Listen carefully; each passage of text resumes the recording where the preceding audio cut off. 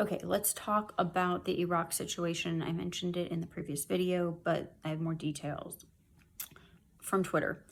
Iraq may be the single biggest economic casualty of the Hormuz crisis. While Arab Gulf producers can reroute some exports, i.e., Saudi Arabia and the UAE, rely on storage in deep pockets like Kuwait and Qatar.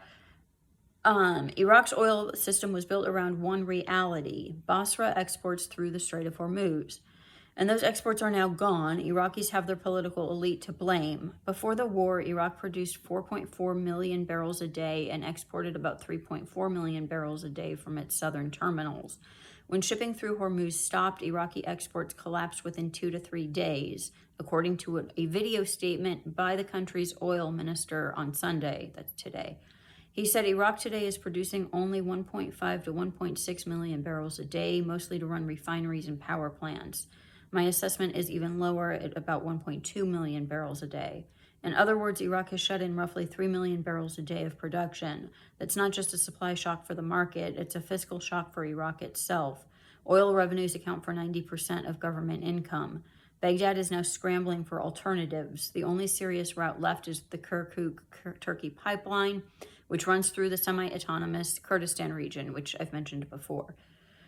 Baghdad says it could quickly export about 300,000 barrels a day from federal fields, plus 200,000 barrels a day from the Kurdish fields, but the pipeline is idle.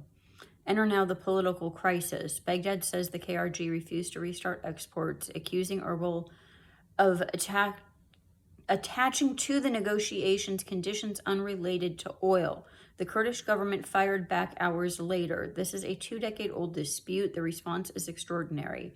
The KRG says exports cannot resume because, 1, oil production in Kurdistan has halted after militia attacks on energy fields.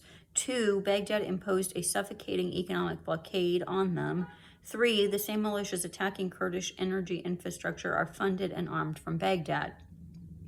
This is not a logistics dispute. It is a full political breakdown between Baghdad and Erbil in the middle of the worst energy crisis Iraq has faced in decades, and all of this is unfolding while Iran-aligned militias are launching drones and missiles across Iraqi territory, including inside of Kurdistan.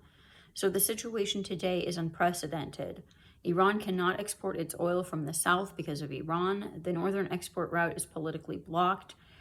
The production is being shut down across major fields. Iran-aligned militias are attacking energy infrastructure inside the country.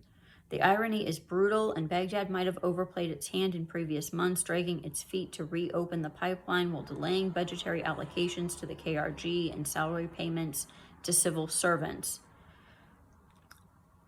Iraq is paying the economic cost of a war it did not start and cannot control, while armed factions inside the country have dragged it into.